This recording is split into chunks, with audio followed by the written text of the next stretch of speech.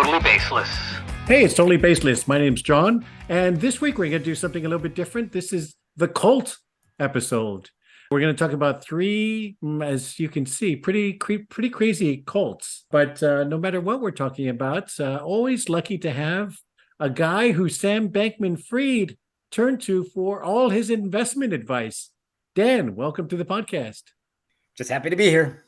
And a guy who he's that guy. He already started doing his Christmas shopping. Dave, welcome to the show. Hey, and it's Christmas shoplifting. Yeah, okay. All right. Let's get into our trivia question. And it is all about cults this time. So this is about the one that's so well known. We're not going to get into it today, but the Manson family. There was around 100 members altogether. How many were actually convicted of murders? 3. You say 3, 7. Dan? 7? I'll say 7. I'll tell you that it's right in between 3 and 7. It's 5. No. Tex Watson, Yeah. Susan Tex. Atkins, Uh-huh. Patricia Krenwinkel, Leslie Louise Van Houten, Yeah. and Charlie. Charles Manson was also convicted for conspiracy to commit all this. But yeah, there was over 100, and the police raided the camp in 1969 and rounded up a bunch of the restaurant, like more than 20 of the other ones at that time. But yeah, a bit crazy. And just kind beat them lightly. It was just an Yeah, excuse to beat up on hippies. Pretty much, yeah. And they stumbled upon the murderers. That's what happened. Yeah. Murderers? What? Oh yeah. I'm not in the Manson clan. What Manson clan? Shut up. Yeah. Manson clan. What are you talking about? Just get kind of killed the whole hitchhiking thing after that. People were pretty scared of They killed a lot. They killed a lot of people. Yeah. Yeah. Not just hitchhiking for everybody, but Their plan worked. All right. So yeah, we're going to talk about 3 cults on this episode.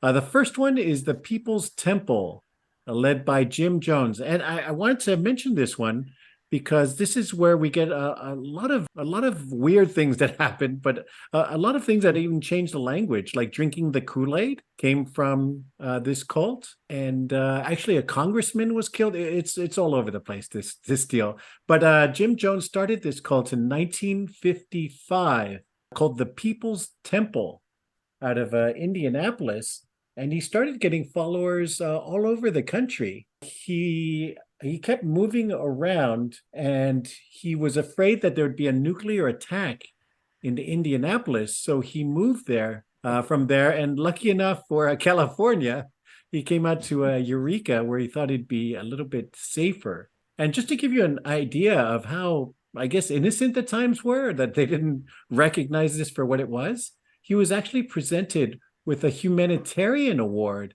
at Glide Memorial Church in San Francisco in January of 1977, which they came to sorely regret just the next year. I was going to say, Sweet irony, 1979. right? Yeah. They'd be like, nope, not that guy. It's kind of like taking away Reggie Bush's Heisman.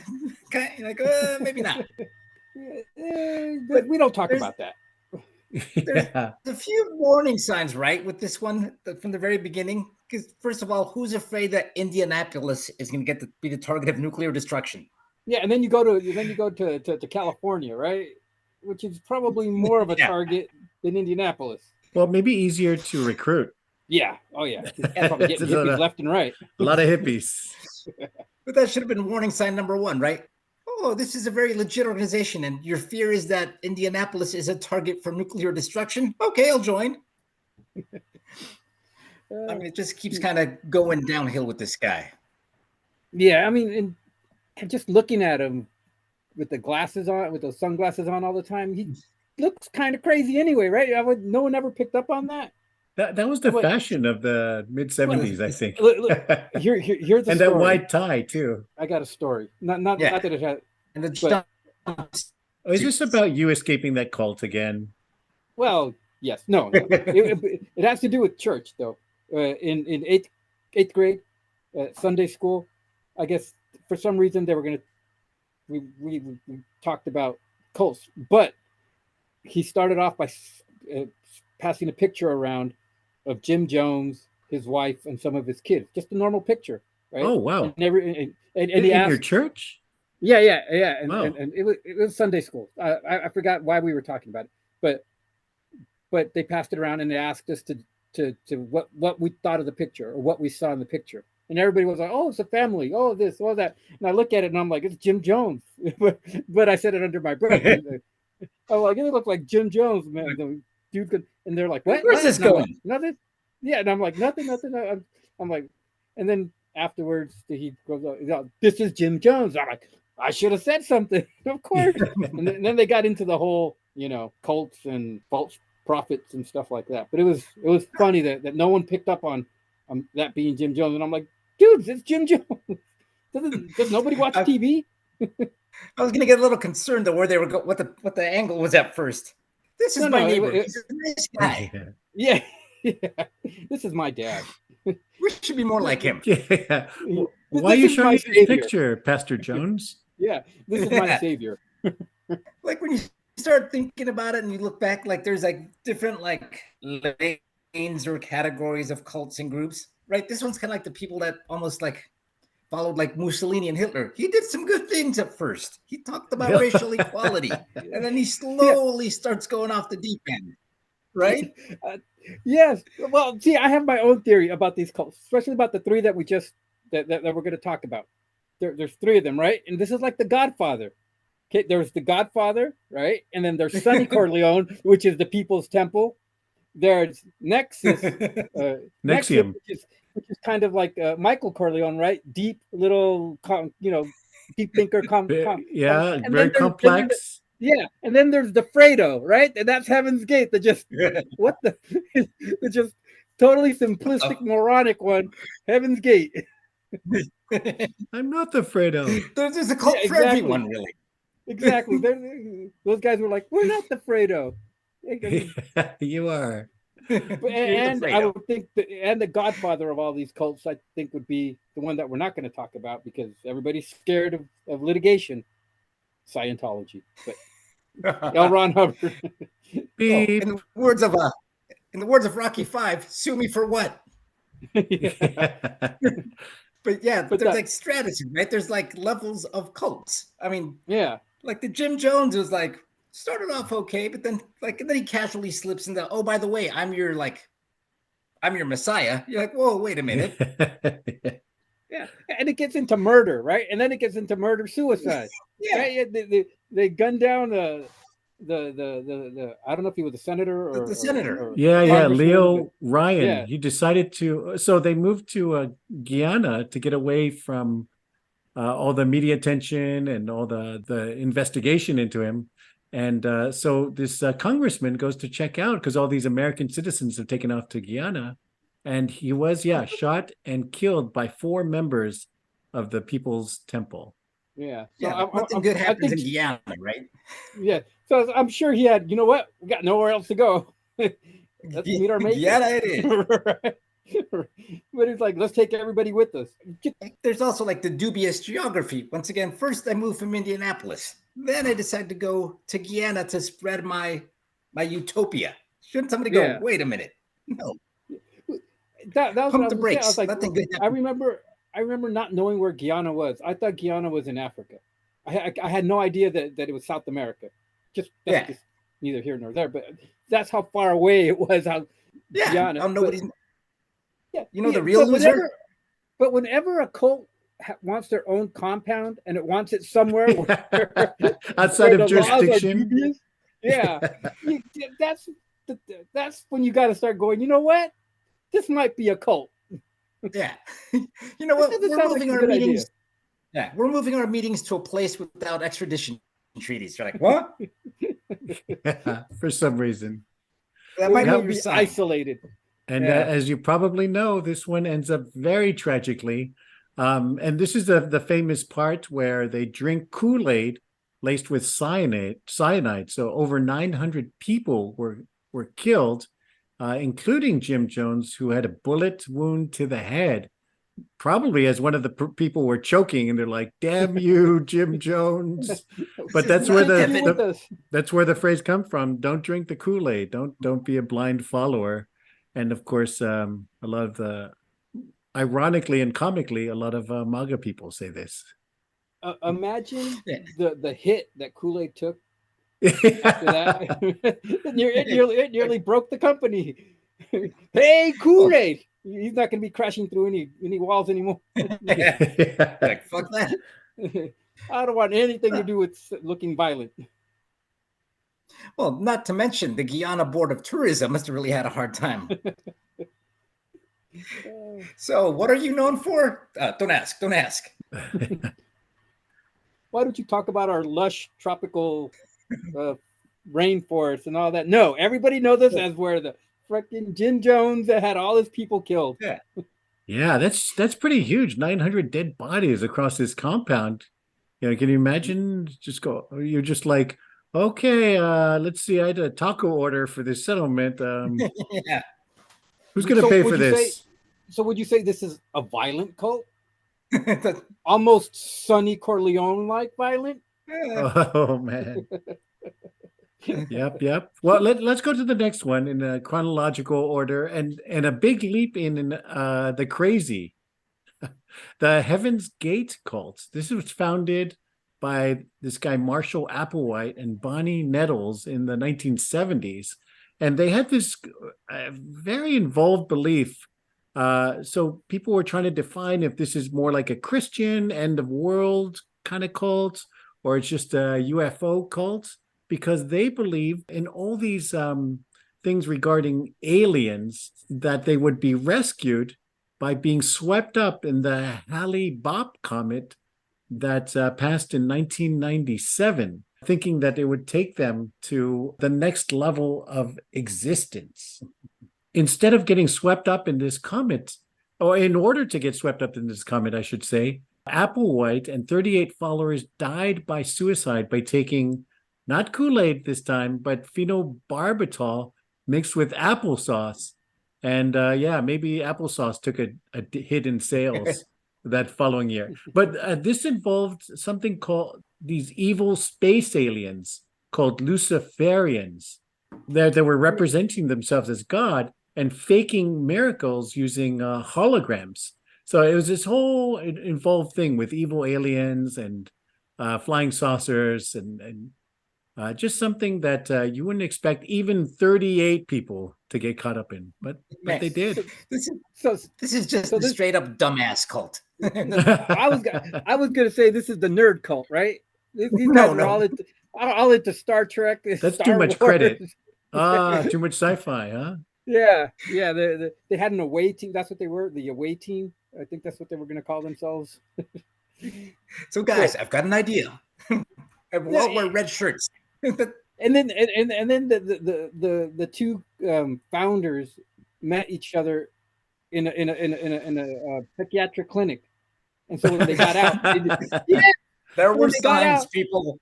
There were signs. And they got out, and one changed their name to T, and the other one was Doe.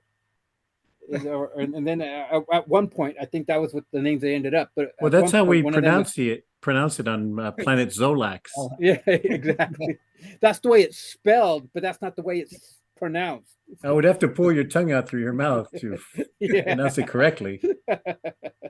Yeah, but at one point they started off with their names, changing their names to she was B and he was Bo Peep, I think was what they changed their names to. That's less sciencey. Yeah. They're all over the place. You can't even keep in a lane. Find your lane. Exactly. We got aliens, we got UFOs, we got end of the world Bible stuff. I mean, sure, let's throw it all in there.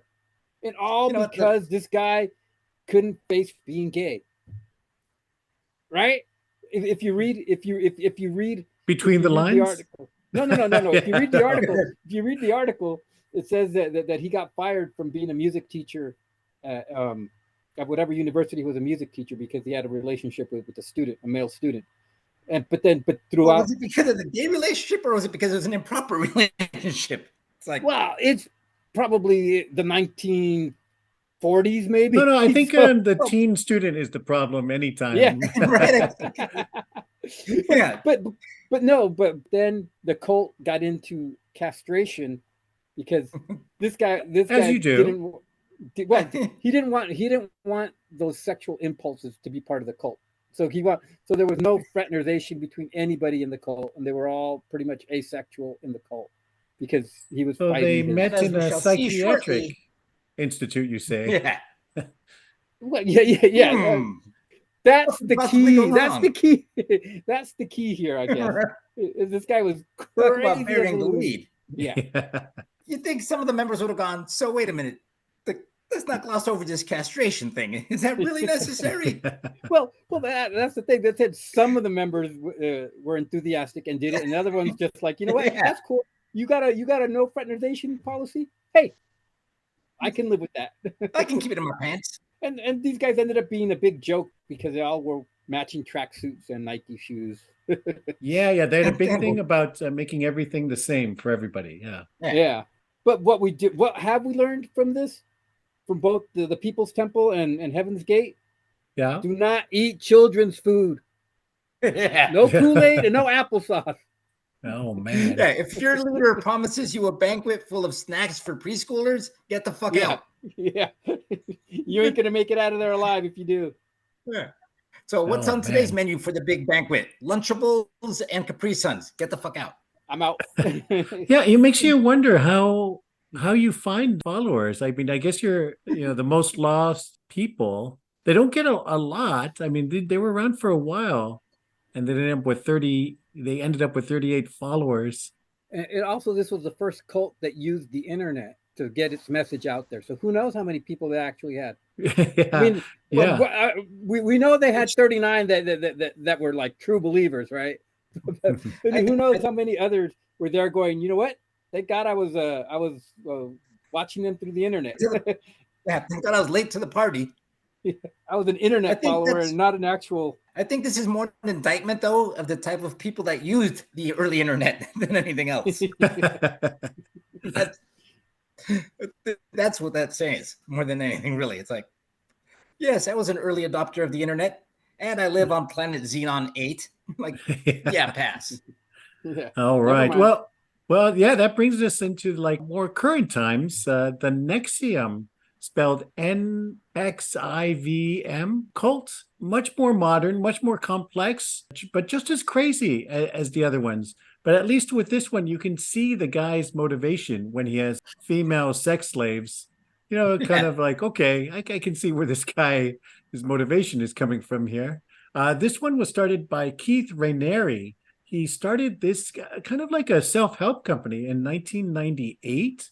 They were doing something that they called Human Potential Development, or ESP, Executive Success Programs. And the whole thing was kind of this multi-level marketing kind of thing. So they're like, people would kick money up to the founder, and it got more and more crazy as it went along. It started kind of like this training company. They were selling BS, but then it became kind of like this sex cult.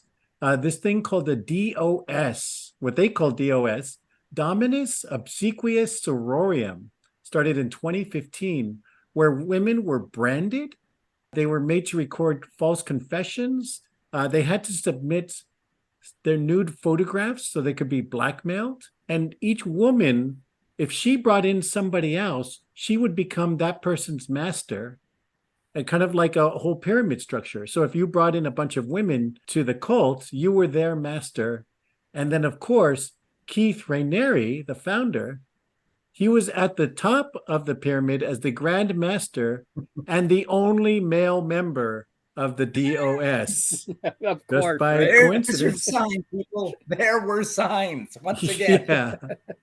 So this started within this other company, the NXIVM kind of thing. So he was just like, it feels like he was just kind of like pushing the limits more and more, seeing what he could get away with. But that was always there, though, right? It was like Amway with boning. It's like, Yeah, right.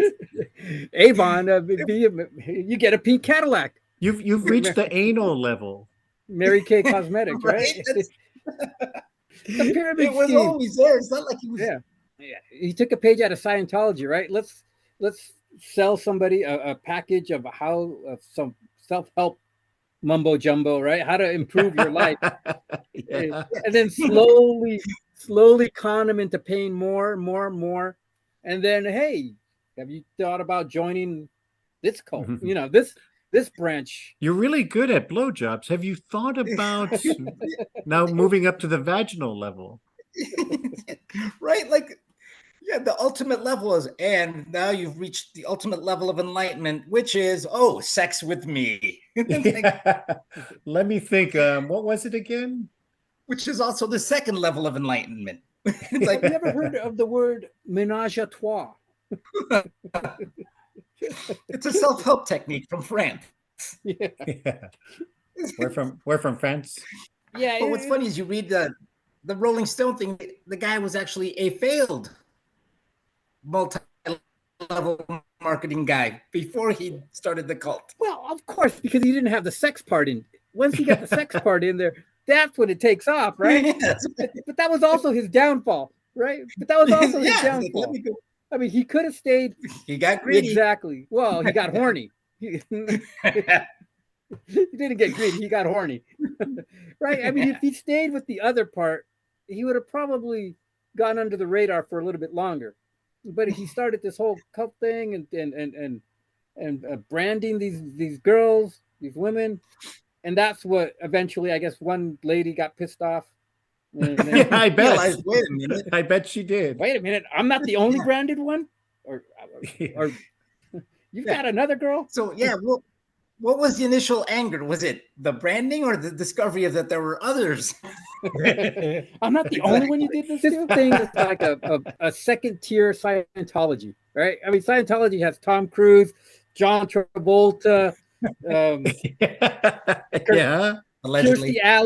Kirstie Alley at one point when she was and alive. this thing had exactly. This thing had Allison Mack. Smallville, I guess, is what she's known for. Allison Mack. Yeah, exactly. And Catherine Oxenberg's daughter. Not even a celebrity. It's the daughter of a mid-tier celebrity. Kids are like, who's Catherine Oxenberg? She was on Dynasty like 30 years ago. She was really hot 35 years ago. She had a daughter who ended up in a cult. Was easily swayed, apparently. There you go. Ooh, she didn't hug enough, apparently. Yeah, and then they got the heirs to the Seagram's fortune. Oh, yeah. NXIVM is like the USA Network original movie. That's what they are. They're not even like Lifetime. They're not even like a Netflix movie. An HBO or something. Yeah, they're not even an HBO movie original. It gets on the Lifetime streaming channel. But that's why they had all the struggling actors that wanted to join it. They're like, oh, it's my people. Yeah, right. Yeah. No ill will to the people that suffered, but like when you show up to the place and all the lights are off and they say, take off your clothes and lay on this table, shouldn't that be like, I'm out? You know what? I forgot I have somewhere I have to be. Listen, I have the power now to say no to people, and I'm saying no. I'm out. If they start referring to themselves as a deity, shouldn't that be, I'm out, right?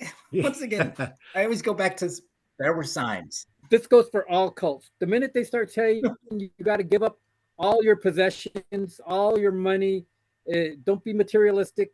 I'll take it. Don't be materialistic. Yeah, but I'll keep it, right? Yeah, he flies off in a helicopter and shit. Yeah. It needs to be for the good of the community, whatever community cult they're in, right? But it always goes to the guy. It's always so he can have the good car, so he can live in the good space, so he can get the first choice in all the women. Reaganomics for megalomaniacs, right? It's supply side, trickle down. Economics.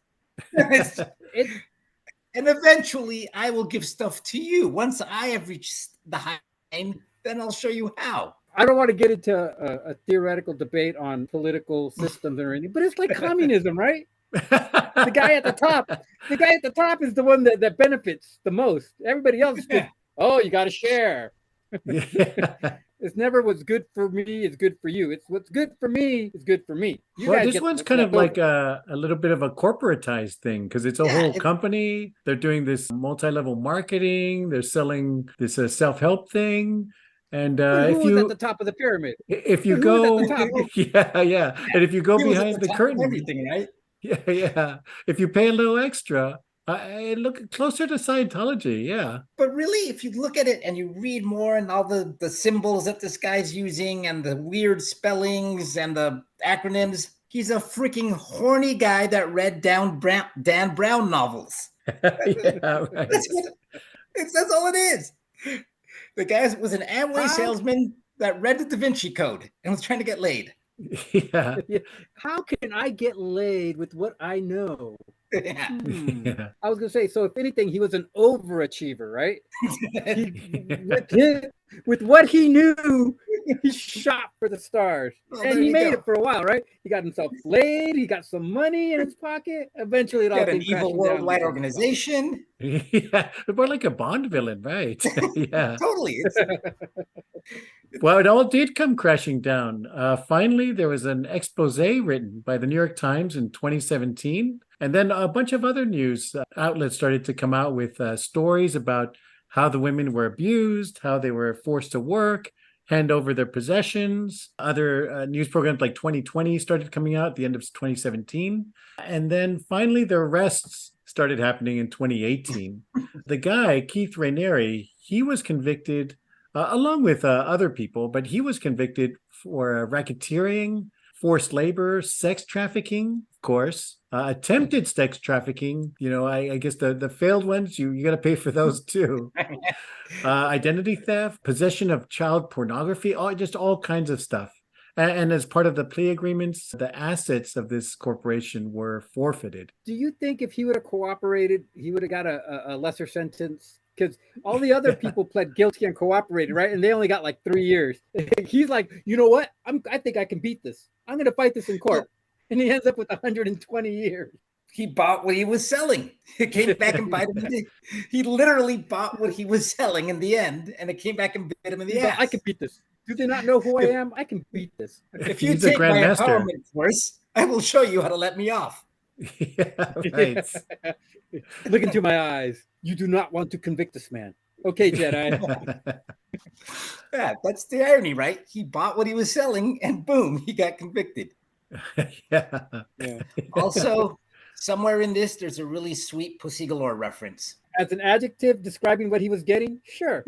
Yeah, and you would think that this would put an end to it, but no, there's his followers are still supporting him while he's in jail. In fact, he has them dancing erotically outside of his prison. So the counterterrorism unit of the Federal Bureau of Prison states that he's instructed his women to continue to dance erotically outside.